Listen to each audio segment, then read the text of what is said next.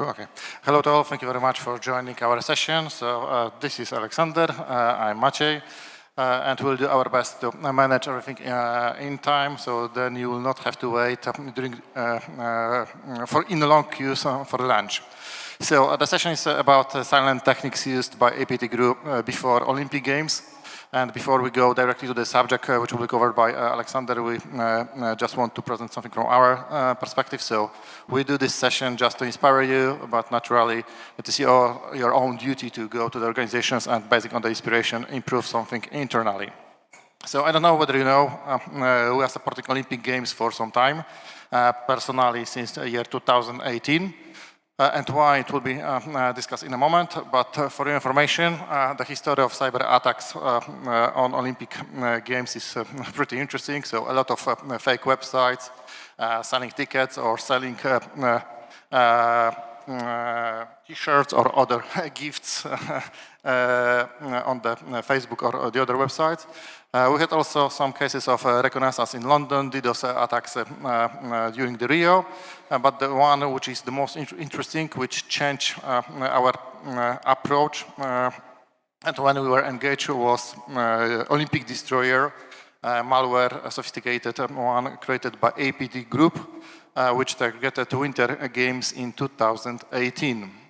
And why it appeared in 2018? So it's all about the energy. So in Sochi, Russian team scored #1 position. So they scored the biggest number of gold medals. And in year 2016, WADA, World Anti-Doping Association, was hacked, and it was proven that this is by APT Group state-sponsored. And then in year 2017, there was a movie at Netflix, Icarus, explaining how probably Russia has achieved this super success during the Sochi Winter Games. So if you have such a lot of energy from one side to the other side has to react and to respond to this energy. So during the Pyeongchang Olympic Games, when a lot of viewers were sitting in front of TVs and watching the opening ceremony, it was a beautiful moment, everybody could enjoy the time. But on the other hand, there was a lot of issues on operations, so Wi-Fi down, RFID problems, application down, the media has no access, so generally it was a lot of problems and nightmare for the operations. We survived this. There is a lot of publications on it in media, so if somebody is interested, just type Olympic Destroyer and you will have a lot of interesting information about it. So why we mention about this? Because it was APT Group, again state-sponsored, and they are with us since year 2018. We survived. So in last session yesterday, we talked a lot about the training, resilience, and doing tabletop exercises, crisis simulations. And I think that we survived because we had not only the papers, not only the documents, meaning Word documents, templates, how to coordinate the energy between legal, procurement, HR, and so on. But also classification, how fast we should segregate projects between urgent, important, and the others for the other opportunities. So both the Olympic Games survived, we survived, so super interesting story from the past. So how it was in the last year, 2024, during the Paris Olympic Games. In the numbers, it is a huge event. Formally, preparations 5 years, and the event is only 5 weeks. 3 weeks for the Olympics and 2 weeks for Paralympics. In our experience, it is 7 years since 2018, and this is 50-something venues, 15,000 athletes, 200 nations, 45,000 volunteers, 26,000 media, billions of viewers, so generally big organization in the end, a lot of identities to protect. From cybersecurity perspective, only on Olympics, without Paralympics, we manage 42 billion events, so the numbers are increasing like crazy. But what we have changed a lot comparing to the previous Olympic Games, like Tokyo or the others, we put a lot of automation with the support of the guys who are together with us here, like Bartosz. And we put an effort to create a threat profiles. We're doing this every month, just making sure that this threat landscape is constantly monitored. And in the numbers, having the threat intelligence platform, we integrated 25 technology partners like Cisco, Microsoft, CrowdStrike, Orange, government, and many, many others. And in the end, we had 6 million indicators of compromise and over 4,000 blocked. So with this automation and putting threat intelligence in the center, feeding these SOCs and sharing this intelligence between the partners, I think this was the reason of why we were succeeded. And the success in the numbers, both for Olympics and Paralympics games, 55 billion events, over 1,000 incidents filtered by the automated workflows. We had, I think, 300 workflows, so a lot of alarms filtered, and in the end, zero business impact. The interesting things are this, that in 2018, we were not formally engaged in Olympic Games. It was just a request, please help us to survive. In Tokyo, we had 3 people on site and I think 20, 30 people in Poland. But for Paris 2024, we just want to emphasize that we did a really super job. So we had 10 people from Poland in France, and I think 80-something people in Poland. So all the security operations, threat intelligence, vulnerability management, exposure, incident response were done mainly with support of super colleagues. So expertise is here in Poland for sure.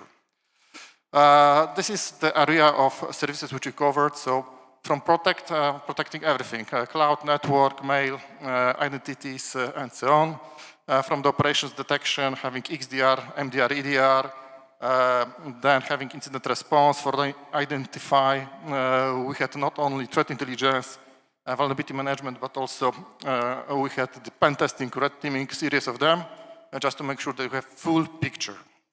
Okay, so this is what we have done, and moving to the body of the presentation, we had zero business impact on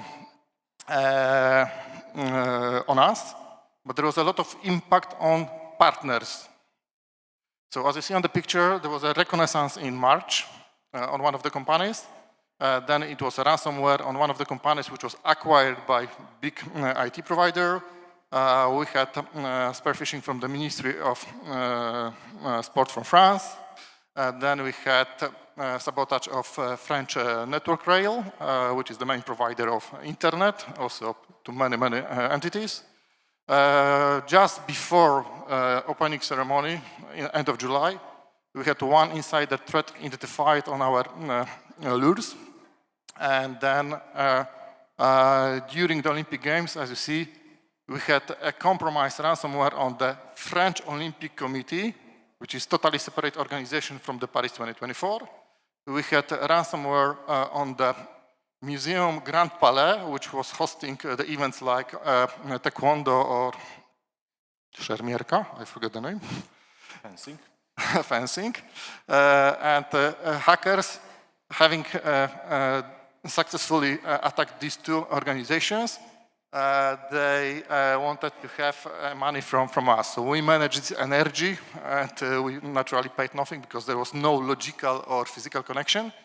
So a lot of attacks, as you see, on the supply chain, also including Polish anti-doping agency, and also including French anti-doping agency. So as you see, these groups, having succeeded in past attacking WADA, World Anti-Doping Organization, they tried to find all kinds of doors to enter our ecosystem, because if they couldn't enter this directly, they tried to enter this indirectly.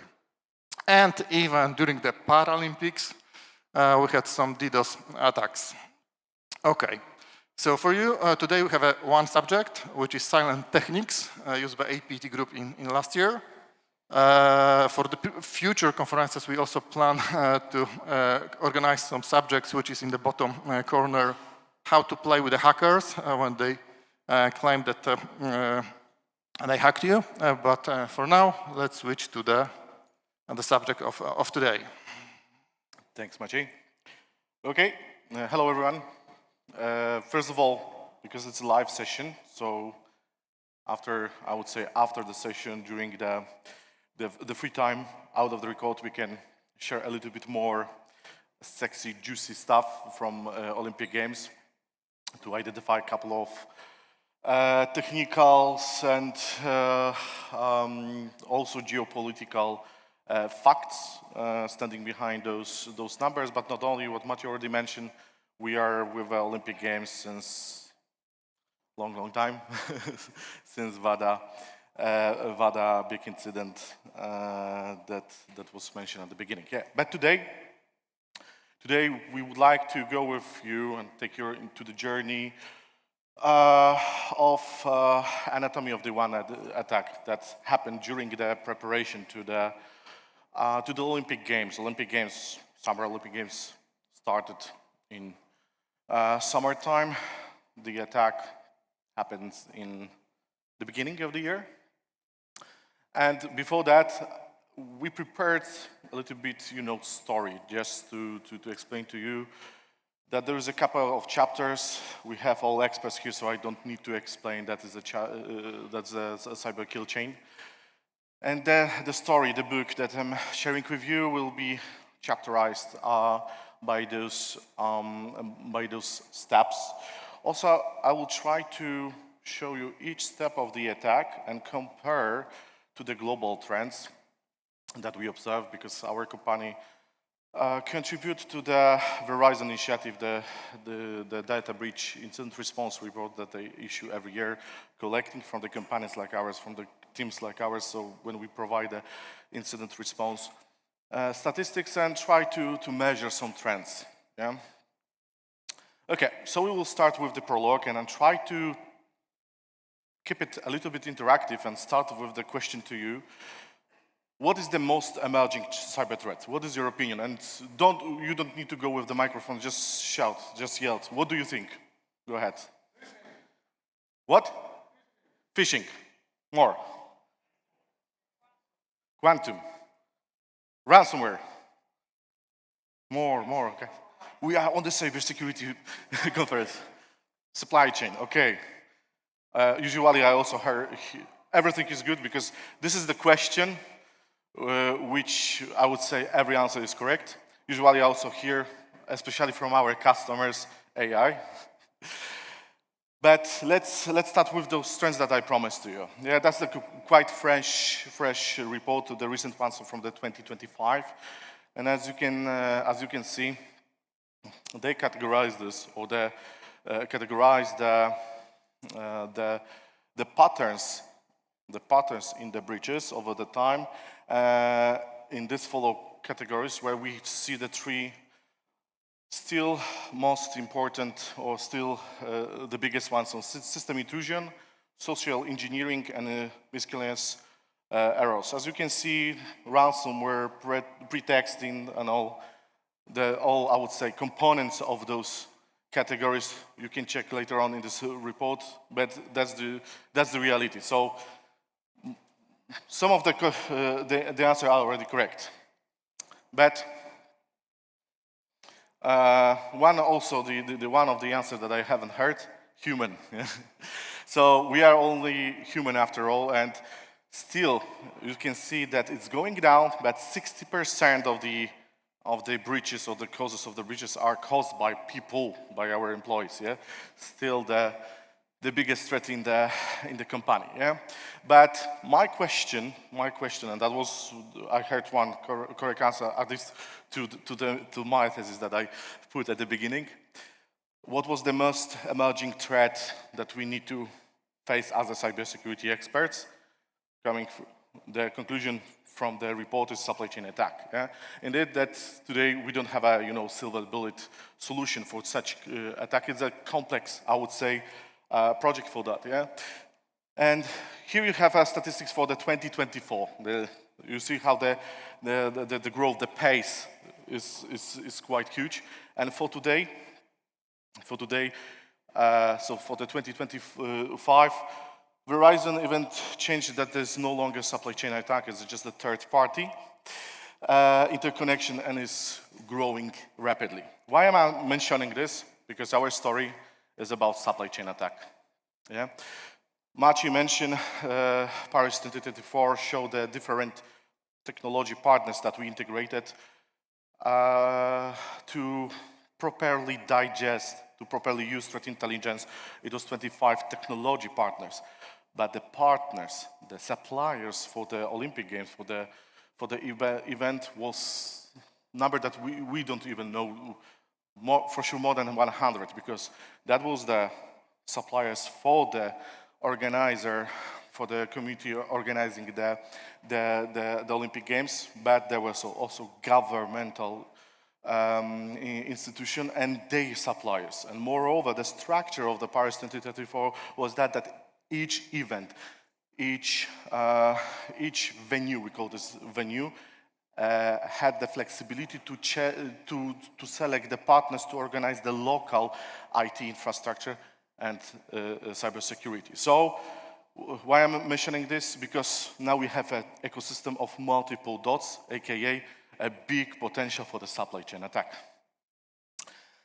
Okay, our attack starts with the usual, I would say, values for the supply chain attacks. So let's start with the culture of our supplier. Yeah, lack of transparency.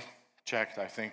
I don't want to go right now, Paul, but if you think about your worst case scenario in terms of a supplier, everyone will agree with me that everything starts with the lack of the transparency. History of the incident with no lessons learned. So, okay, we had a ransomware, we had this and that, but we survived, let's move on. Business is going. Business as usual. No patching, obviously. No MFA to critical assets. Sharing passwords and MFA TOTP alt codes, yeah, and passwords like, year, company name, and so on, yeah. So I would say perfect combination for the perfect supplier. So we have our supplier who has an access to the victim environment through all these layers for the defense depth. So you already met our supplier. Let's compare them to the global trends that we see for this. And for the most important parts of this tip of the iceberg, so the credentials, yeah? This is the video that I'm usually sharing to the unconvinced customer, how easy it is to buy the credentials on the dark web, so I skip it, it's 20 seconds. But as you can see, credential abuse and usage of the easy to purchase, easy to buy credentials. So this is the statistic coming from the Hudson Rock, our partner.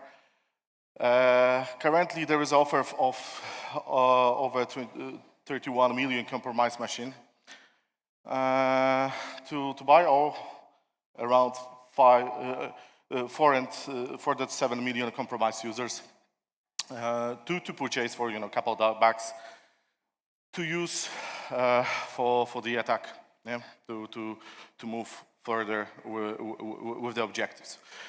One important thing is also on the right side, what you see, that from the corporate perspective, so this, which usually we are challenged, okay, this is the market of the personal accounts, how it impacts my enterprise, which is super secured and so on. So this is the impact, yeah? So the machines that I mentioned, so 30% of those machines are enterprise license, and after investigation, it turned out that 46% of the percentage were simply unmanaged by the security, enterprise security, yeah?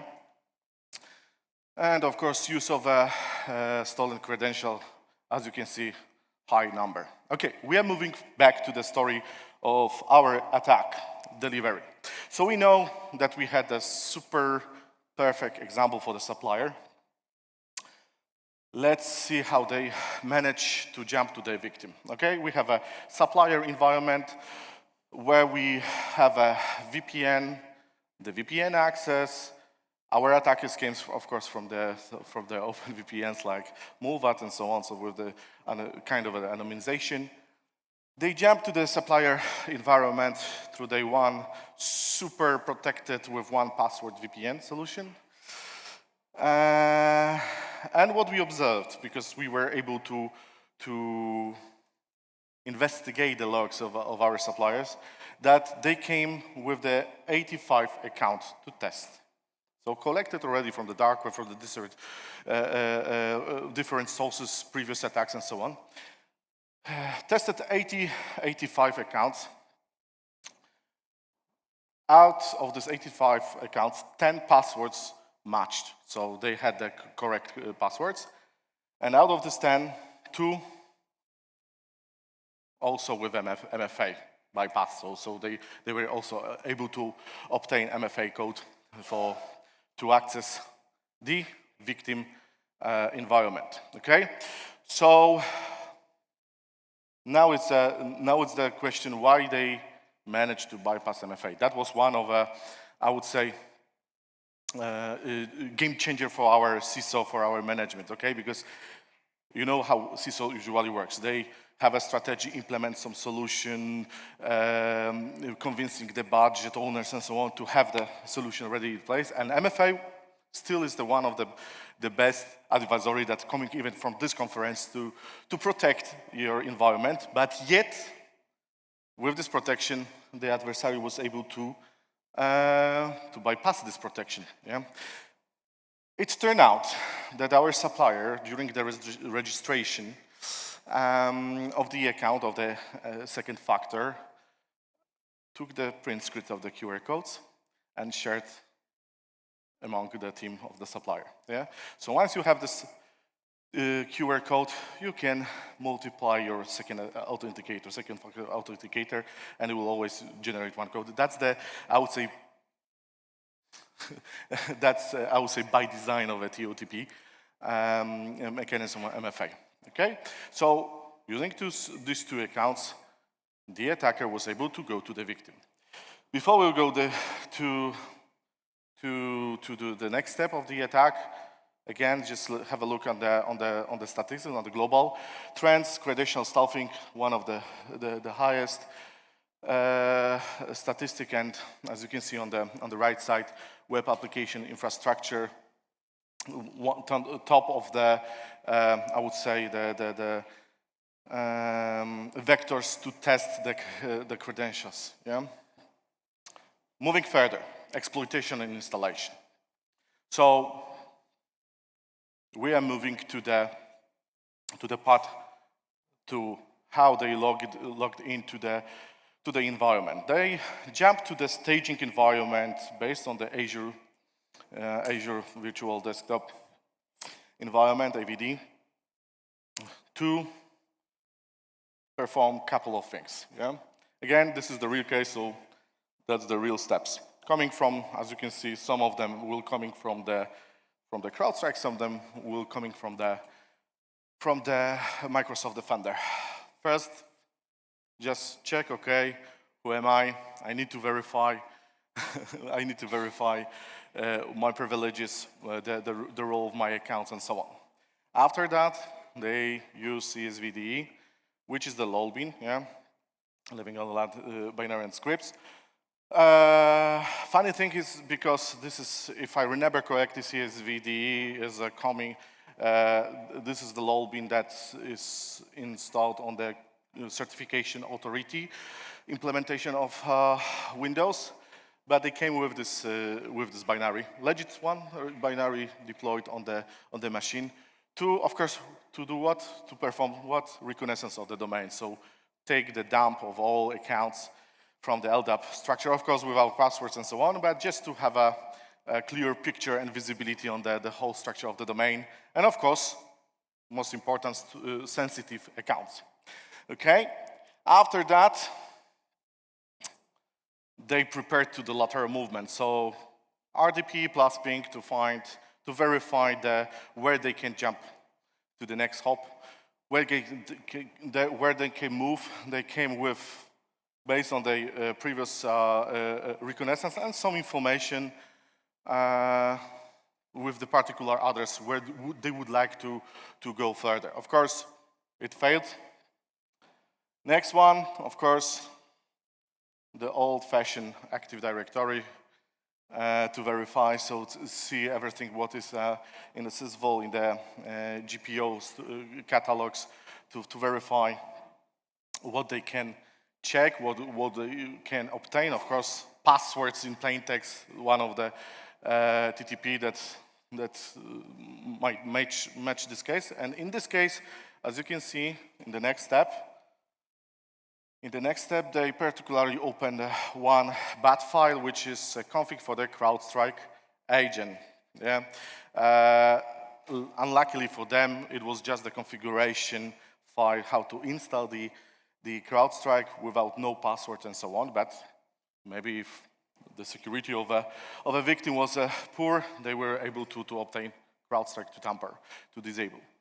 The next one, of course, it's another way to obtain the passwords from the GPT files. And after that, when they collected everything that they need for the lateral movement or for the supply to proceed with the supply chain,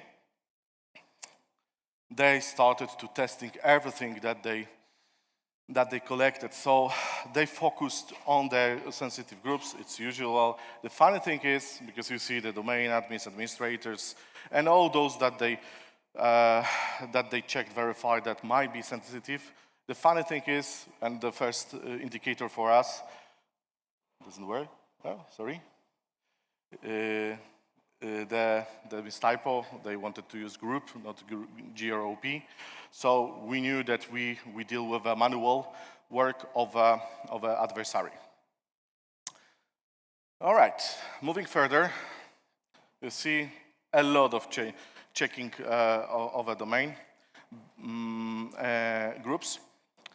But the most important part here, standing behind this, 9 hours to perform those attacks, based on the session, and no malware deployed. Of course, I mentioned that they dropped the lol bin, but still it's legitimate, so antivirus will not react on this. So no malware for that. And comparing this to the trends, also the fresh one, M-trend from Mandiant, dwell time, yeah? The median dwell time is 11 days versus our case, 9 hours, yeah? So still a lot ahead of work for us to improve. All right, so action and objectives. So just to set the order on this. So they had the credentials to jump into the environment. They collected all information to laterally move through the victim environment. Tried to deploy some malware, but it turned out okay. There is an EDR, so there is no reason to fool around with us. So they just moved to the actions. So simple business intelligence collection. Yeah, they figure out that the only thing that they can do is just to use the internet browser, Internet Explorer browser.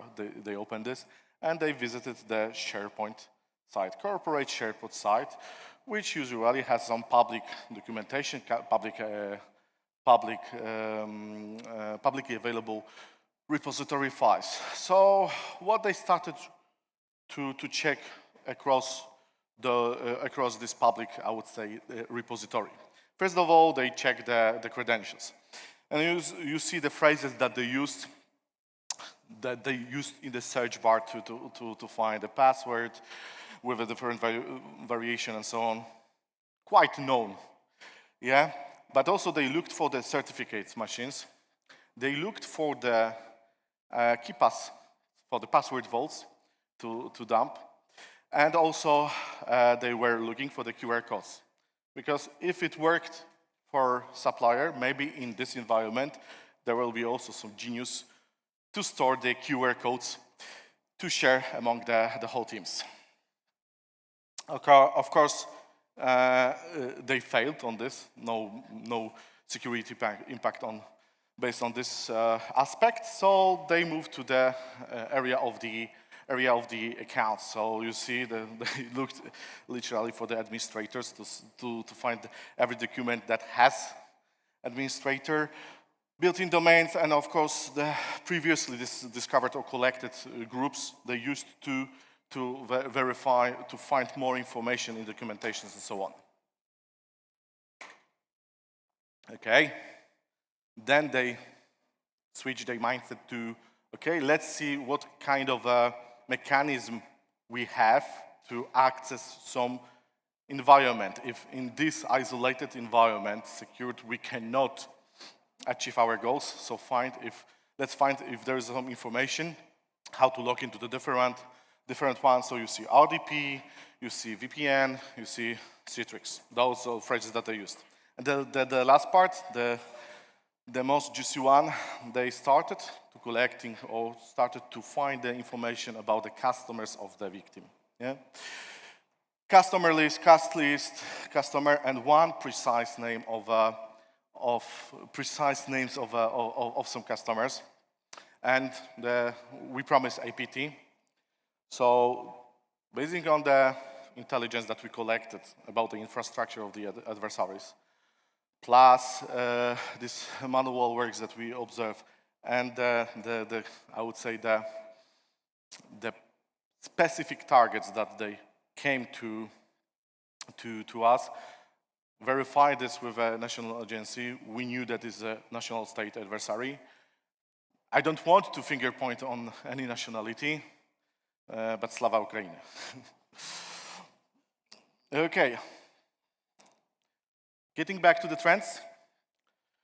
Okay, SharePoint in corporate world. I think majority of the enterprise uses SharePoint. And as you can see, over 60% data exfiltration. So whenever the attack moves to the stage of the exfiltration of the data, 60% of these use cases touches going called the SharePoints. Yeah? Okay, epilogue. So we are moving to the summary of the whole attack. So first of all, let's put it on the timeline. Of course, it's not a surprise that the attack starts in the international date of the hangover, so 1st of January. So then it took a couple days I would say, to react because of a little bit process, I would say, pitfalls, yeah, to block the attack. Then they used the second account that came back in February, and in March the proper investigation started to build everything that I'm today sharing with you. So to sum up, that's I would say, simplified map of the attack. Quite easy to digest, quite easy to understand. But the reality standing behind the investigation is like this. Yeah, it's like this. So a little bit more complex and complicated structure. But what I'm really proud of our team is the fact that we were able to build this map in first 72 hours of the attack. Yeah? To understand the topology of the attack, the vectors, the potential victims, potential machines to investigate, and so on. And yeah, what we did rapidly, so blocked supplier users in the environment of a victim, analyzed incident end-to-end, reported supplier in the incident management process, and also informed government and key partners for that. The partner itself was around the Olympic Games, but it wasn't, I would say, direct attack against the Olympic Games. But that's one of the key messages for the threat intelligence. It's not only how we generate this, how fancy techniques we use to collect different information about the adversaries, but the most important part for the threat intelligence is that it is actionable. And for me, by actionable, I mean that it is shared with the partners to be ready, yeah, for the attack and prevent it from crisis management. what we did later. Yeah. So once we collected and understood everything that was around the attack, we started informing different CISOs, different audience, including exo-European, to share this knowledge, to not afraid to share those details. We informed via Intercert, so another, Intercert France, another governmental, national audience about this attack and improve awareness via conferences. That's the reason why we are here. We are going with this, we've been going with this conference on the different, not only for the cybersecurity, it's also important, but more IT-oriented, process-oriented, management-oriented conferences to raise awareness that it happens. Maciej, I see that you want to add something. Yeah, so yesterday we had also on the panel when we were talking about the cyber resilience and how to protect against or from these cyber attacks. And many of us don't like need to regulation or any regulations. This is the same DNA in the person of Aleksander and myself. But we repeated many times that training via crisis simulations, via tabletop exercises, and respecting what is recommended by these frameworks is really good. So in this NIS2, you have the statement that you have to have incident response plans. You should have react and inform government in 24 hours, then more stakeholders, which can be packed in 72 hours, and then detailed report in 30 days. And this is the way. So if in your teams you will implement this kind of culture, then your organization will be much more resilient and much more faster reacting to this kind of incidents. So this APT group react totally differently than for Pyeongchang when you had malware. Here, zero malware. And we, as it is stated, prevented from much bigger crisis because the supplier which was hacked, it is much bigger company than ours. It occurred that based on the IOCs and TTPs shared, much bigger company, 300,000 employees, were under the same reconnaissance. But because of reacting very fast, sharing this, we were succeeded to be stronger together. Yeah. So quick lessons learned to just emphasize what is important after all investigation. Yeah. So just to improve. The first of all, users, our one of the biggest challenges, I would say. Yeah. So zero trust. Also for our suppliers. Second of all, MFA is not flawless, absolutely, yeah? And that was a game changer to our management, okay? We need to verify this solid, I would say, solid pillar of our security strategy. Password, it's easy to obtain, yeah? And on this conference, we hear more examples how easy to get it. Dwell time, I'm from the professional perspective involved in many discussion how to evolve the security operations, and it's always discussion about the KPI. For me, the one an ultimate KPI is the dwell time. Yeah, dwell time that we should constantly measure on our internal assessments. Don't wait for the real attack. Supply chain attack, that was well spotted by someone from audience here. So there is no simple simple one solution, simple silver bullet for that. And now we all build the ecosystem of the partners. So it means that we need to have a strategy not from the risk management perspective, but from the technical perspective, from the incident response perspective, multiple layers on this. And of course, living off the land, binary scripts, our low bus, that's regular stuff. So that's rather to convince our customers that antivirus, if you have one big solution, antivirus plus firewall, let's sit and work on your strategy. Okay, and maybe the last part, the coming out, because the supplier, the victim that we are referring to is our company. We are known that we are biggest provider for IT for Olympic Games, and again, just getting back to the old values that we set, we need to share this. Don't afraid to share that you survived the incident. Oh, even if you didn't survive and you're a little bit hit after the incident, it's important to share this. Share your stories, share your threat intelligence with all community. Just to make it super clear, our supplier was hacked, and via this supplier, we had the reconnaissance on our ecosystem. Okay. Thanks for this disclaimer. We forget about all this disclaimer that we are expressing our personal blah, blah, blah. So yeah, that's all behind this. So that's it. And by the way, you see, because we are quite proud of this, we won this year, Maciej, maybe because you are on the stage. So tell us what was. Yeah, so last week we were on the other conference in Brussels, so we won the prize, but the prize was not about the technology, it was about the approach, how we share this threat intelligence, how we put all of these partners together, how the collaborative ecosystem was created, how many exercises, we call it technology rehearsals we had. So one thing is, again, the frameworks, but the other hand, how the culture is built and how it is effective in the organization, then the results will pop up for sure. Okay, thank you very much. Thanks a lot. And